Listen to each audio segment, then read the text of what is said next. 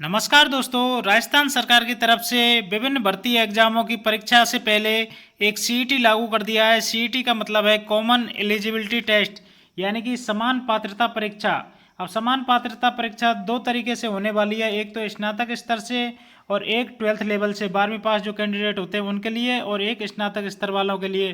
तो स्नातक स्तर से जो भी सीईटी एग्ज़ाम होगी उसका नोटिफिकेशन जारी कर दिया गया है, जो कि आरएसएम एसएसबी अधीनस्थ बोर्ड है उसके द्वारा जारी किया गया है। राजस्थान कर्मचारी चयन बोर्ड जयपुर, जो कि 21 तारीख का नोटिफिकेशन उन्होंने जारी किया है। अब इसमें लगभग 3000 से अधिक वैकेंसी हैं, विभिन्न वैकेंसी हैं, 8 तरह की पोस्ट शामिल की हैं। उन पर सीईटी होगा। सीईटी के बाद फिर उनकी मुख्य परीक्षा होगी। मुख्य परीक्षा के बाद ही उनका चयन हो पाएगा। तो इसके बारे में हम पूरी जानकारी प्राप्त करेंगे और इसमें शॉर्ट में ही जानकारी प्राप्त करने वाले हैं, क्योंकि वीडियो काफ़ी लंबा हो जाएगा। इसलिए संक्षेप में पूरी जानकारी आप देख सकते हैं इस वीडियो को देखकर। तो मैं शुरू करता हूं कि 21 तारीख को जो नोटिस जारी हुआ है, इसमें आरएसएम एसएसबी बोर्ड ने जारी किया है। इसमें सीईटी का जो नोटिस है इसके बारे में हम देखते हैं कि सेवा नियमों में परिवर्तन करते हुए 8 तरह की एग्जाम इसमें शामिल की गई हैं। तो इन 8 एग्जाम के लिए सबसे पहले सीईटी हुआ। सीईटी में पास होने के बाद ही इन एग्जाम में बैठ पाएंगे और उसकी मुख्य परीक्षा होगी, उसके बाद आपका चयन किया जाएगा। तो संक्षेप में जानकारी हम प्राप्त कर रहे हैं, इसलिए हम नीचे इसमें सामान्य दिशा निर्देश जरूर देखेंगे कि दिशा निर्देशों में दिया गया है कि यह सीईटी पास करने के बाद आपको इसकी कोई नौकरी गारंटी नहीं है। यह एक प्री एग्जाम है, इसको पास करना जरूरी है। इसके बाद ही आपको दूसरी एग्जाम देने का मौका मिलेगा।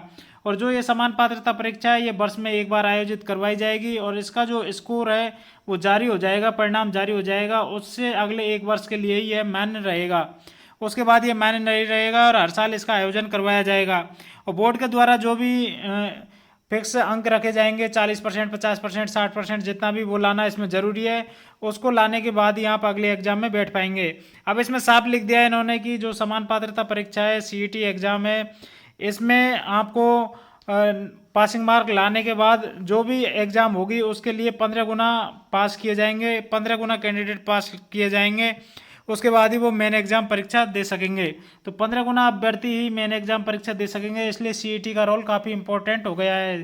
तो सीईटी का तैयारी आपको अच्छे से करनी है ताकि आप वैकेंसी के 15 गुने में आए। जैसे कि अगली वैकेंसी, कोई भी वैकेंसी है, माना कि यहाँ पर छात्रावास अधीक्षक की 335 वैकेंसी दी गई है, तो आपको 335 से 15 गुणा करके इतनी वैकेंसी के बराबर ही पास किया जाएगा। तो 15 गुना में पास होने के लिए आपको अच्छे नंबर लाने होंगे, इसलिए सीईटी का रोल काफ़ी बढ़ गया है।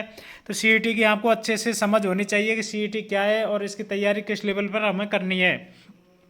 इसके बारे में और जानकारी हम प्राप्त करते हैं कि ऑनलाइन आवेदन की प्रक्रिया है जो कि अब जल्दी शुरू हो जाएगी, जो कि 22 तारीख से शुरू हो जाएगी। ऑनलाइन एसएसओ के माध्यम से आप भर सकते हैं। इसकी अधिक जानकारी आपको आरएसएम एसएसबी की ऑफिशियल वेबसाइट पर मिल जाएगी। वहाँ पर आप ये नोटिफिकेशन डाउनलोड करके पूरी जानकारी प्राप्त कर सकते हैं। इसमें ओटीआर सिस्टम रहेगा, वन टाइम रजिस्ट्रेशन रहेगा, जैसे कि आरपीएससी की साइट पर होता है उसी तरीके से यहाँ पर आरएसएम एसएसबी ने भी ओटीआर सिस्टम लागू कर दिया है। इसमें वन टाइम रजिस्ट्रेशन होगा, इसलिए आप पूरा ध्यान से भरें, क्योंकि फिर उसमें दिक्कत आती है। एक बार आप जनाधार से डेटा ले लेते हैं तो उसमें करेक्शन होने की काफ़ी प्रॉब्लम रहती है, इसलिए एक बार में अच्छे से आपका डाटा सही से सेट कर दें जिससे बार बार दिक्कत ना आए। अब आवेदक को कम से कम ये है कि इसमें प्रीव्यू करने के बाद उसको सबमिट नहीं माना जाएगा, इसलिए उसको फाइनल सबमिट करके एप्लीकेशन आईडी जब आपके पास आ जाए तभी आपका फॉर्म भरा हुआ माना जाएगा। इसके लिए हेल्पलाइन नंबर भी जारी किए गए हैं। आगे हम देखते हैं कि इसमें आवेदन परीक्षा शुल्क क्या है। तो परीक्षा शुल्क एक बार ही लिया जाएगा, जो कि जनरल के लिए 450 रुपये है, तथा ओबीसी के लिए 350 रुपये, तथा SC ST के लिए 250 रुपये, और बाकी जो भी श्रेणियाँ उनके लिए 250 रुपये ही शुल्क लिया जाएगा।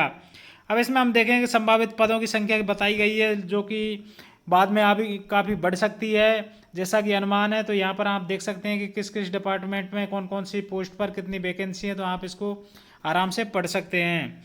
तो इससे संबंधित और भी जो दिशा निर्देश दिए गए हैं वो पहले जैसे ही हैं जो और भर्तियों में होते हैं। इसमें हम पात्रता देखेंगे तो पात्रता हर पोस्ट के हिसाब से अलग अलग पात्रता रखी गई है, जैसे कि महिला पर्यवेक्षक, पटवारी। तो इन वैकेंसी के हिसाब से आप यहाँ पर शैक्षणिक योग्यता देख सकते हैं। जिस भी वैकेंसी की आप तैयारी कर रहे हैं उसकी यहाँ पर शैक्षणिक योग्यता देख के आप इस नोटिफिकेशन में पढ़ सकते हैं।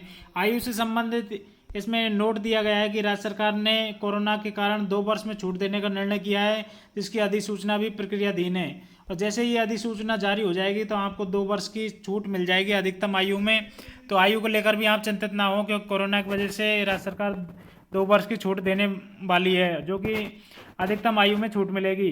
अब आवेदन की परीक्षा कब होगी और कब से इसके फॉर्म भरे जाएंगे, तो ये 22 सितंबर से लेकर 21 अक्टूबर तक इसके फॉर्म भरे जाएंगे तथा इसके ऑनलाइन आवेदन लिए जाएंगे। परीक्षा का आयोजन 6 जनवरी से 9 जनवरी 2023 के बीच में करवाया जाएगा। हालांकि पहले इन्होंने दिसंबर बताया था, लेकिन अब उसको चेंज करके 6 जनवरी से 9 जनवरी के बीच में परीक्षा का आयोजन होगा। इससे पहले 5 जनवरी को रीट की परीक्षा होने की संभावना बताई जा रही है, लेकिन अभी उसका भी फाइनल नहीं हुआ है। और ये अगर एक से अधिक चरणों में होती है तो इसमें नॉर्मलाइजेशन अपनाया जाएगा। इसमें अधिक जानकारी हम प्राप्त करते हैं और प्रवेश पत्र आपको ऑनलाइन प्राप्त हो जाएंगे। और ऑनलाइन आपको आवेदन करना है, इसमें आपको फ़ोटो और सिग्नेचर के लिए आपको यहाँ डिटेल दी हुई है, तो ये डिटेल भी आप देख सकते हैं। क्लियर फ़ोटो होना चाहिए, सफ़ेद बैकग्राउंड होना चाहिए और अच्छी क्वालिटी का फ़ोटो और सिग्नेचर आपको अपलोड करने हैं। ऑनलाइन आवेदन में संशोधन की प्रक्रिया रहती है, जो कि 15 दिन फॉर्म भरने के 7 दिवस के पश्चात ही आप उसमें संशोधन कर सकते हैं। उसके लिए आपको 300 रुपये शुल्क देना होता है। ये आप पहले से आपको पता है, गलत सूचना देने पर रोकथाम। अब आप देखेंगे कि परीक्षा की स्कीम क्या रहेगी, जो सीईटी एग्ज़ाम है उसकी क्या स्कीम है। तो स्कीम इसमें यही है कि एक पेपर होगा, सीईटी कॉमन एलिजिबल टेस्ट रहेगा, जिसमें 150 प्रश्नों की संख्या रहेगी, कुल अंक रहेंगे 300 और 3 घंटे का टाइम रहेगा। इसमें महत्वपूर्ण बात यह है कि सभी ऑब्जेक्टिव टाइप के प्रश्न रहेंगे, सभी के अंक समान होंगे। इसमें नेगेटिव मार्किंग नहीं है, तो इसमें नेगेटिव मार्किंग नहीं होने वाली है। आपको पूरे 150 क्वेश्चन करने को मिलेंगे और टाइम भी इसमें कोई कमी नहीं है, 3 घंटे का आपको टाइम मिलेगा। तो 3 घंटे में आपको 150 क्वेश्चन करने हैं और नेगेटिव मार्किंग नहीं है, तो आपको सभी क्वेश्चन अटेम्प्ट करने चाहिए, जिससे कि आपके अधिक से अधिक क्वेश्चन सही हो सकें। अब इसमें हम बात करेंगे पाठ्यक्रम की, सिलेबस की। तो सिलेबस इसमें काफ़ी बड़ा दिया गया है, जैसा कि उम्मीद थी कि जितनी भी सब्जेक्ट होती हैं उन सबको इसमें शामिल किया जाएगा, क्योंकि ये सीईटी है, कॉमन एलिजिबल टेस्ट है और वो भी ग्रेजुएशन लेवल का है, तो अच्छे लेवल का टेस्ट होने वाला है, तो इसलिए सभी सब्जेक्टों को इसमें शामिल कर लिया गया है। तो आप यहाँ पर ये नोटिफिकेशन में देख सकते हैं कि जैसे राजस्थान जीके, इंडिया जीके और हिंदी, इंग्लिश, कंप्यूटर और करंट और रीजनिंग, इस तरीके की सारी जितनी भी सब्जेक्ट होती हैं, मोस्ट सब्जेक्ट हैं, तो वो सब इसमें शामिल की गई हैं। क्योंकि दोस्तों आपको पता है कि नौकरी लगने के लिए पूरा ज्ञान होना ज़रूरी है, तब जाके ही आज के ज़माने में नौकरी मिल पाती है। इसलिए आप इसमें पूरा सिलेबस देख सकते हैं, सिलेबस के हिसाब से ये अपनी पढ़ाई जारी रखेंगे। और मैं दोस्तों आपको बताना चाहता हूं कि जो भी आप पढ़ाई कर रहे हैं वो बुक्स से आप पढ़ाई कीजिए, क्योंकि बुक्स में जितना कुछ दिया जाता है, जितना अच्छे से समझ सकते हैं, वो आप ऑनलाइन नहीं समझ सकते। इसलिए ऑनलाइन कोचिंग करने से आपको इतना फ़ायदा नहीं होगा, क्योंकि आप अगर एक ही लेक्चर को 2 घंटे आप देखोगे तो 2 घंटे के बाद आप निष्कर्ष निकालोगे, तो उसको आप अगर ऑफलाइन पढ़ते, किताब से पढ़ते, तो उसको 10 मिनट में पढ़ सकते थे। जैसे कि मैं आपको बताना चाहूँगा कि एक अगर टॉपिक आप कंप्लीट करते हो, किसी भी सब्जेक्ट का एक टॉपिक करने के लिए आपको कम से कम 6 से 7 लेक्चर लेने होते हैं, और उनको हम देखे जाए तो लगभग आपको 10 से 12 घंटे में जाके आपका एक टॉपिक कंप्लीट होता है ऑनलाइन पढ़ाई में। जबकि आप 10-12 घंटे अगर एक बुक में दे देंगे तो आपका एक चैप्टर ही पूरा कंप्लीट हो जाएगा। एक टॉपिक को छोड़ के आप एक चैप्टर कंप्लीट कर सकते हैं। तो इसलिए मैं आपको रिकमेंड करूंगा कि आप ज़्यादा से ज़्यादा किताबों से पढ़ें। अगर कोई टॉपिक आपको समझ में नहीं आ रहा है तो उसको आप ऑनलाइन पढ़ सकते हैं। और ऑनलाइन पढ़ने के लिए जो ऑनलाइन में ट्रिक बताई जाती हैं, तो उन ट्रिकों से आप बचकर रहें, क्योंकि जो भी ट्रिक बताते हैं वो सब एग्जाम में फेल हो जाती हैं, क्योंकि ट्रिक इस हिसाब से बनाई जाती हैं ताकि उनके जो एग्जाम्पल हैं वो उस पर सेट हो जाएं। एग्जाम्पल सेट होने के बाद तक ही ट्रिक वो काम करेगी, लेकिन एग्जाम्पल के अलावा जो भी क्वेश्चन आएगा तो उसमें वो ट्रिक काम नहीं करेगी। इसलिए ट्रिकों से आप बचें, आप केवल पढ़ाई किताब से करें। अब इसमें मैं आपको बता देता हूँ कि इसमें करंट जीके, कंप्यूटर जीके, ये इस तरीके का पूरा सिलेबस है, और अधिक जानकारी आपको बोर्ड की वेबसाइट पर मिल जाएगी। तो इस तरह की महत्वपूर्ण जानकारी आपको SJD हेल्प चैनल पर मिलती रहेंगी, और जो महत्वपूर्ण जानकारी होगी केवल वही प्रदान की जाएगी, फालतू की कोई बकवास नहीं की जाएगी यहाँ पर। इसलिए चैनल को लाइक, शेयर, सब्सक्राइब करें। वैकेंसी से संबंधित मोस्ट वीडियो आपको इस चैनल पर मिलती रहेंगी। इसके अलावा योजनाएं, स्कॉलरशिप, पालनहार और राज्य सरकार की जितनी भी योजना उनसे संबंधित भी जानकारी आपको मिलती रहेगी। थैंक यू दोस्तों, मिलते हैं फिर नेक्स्ट वीडियो में।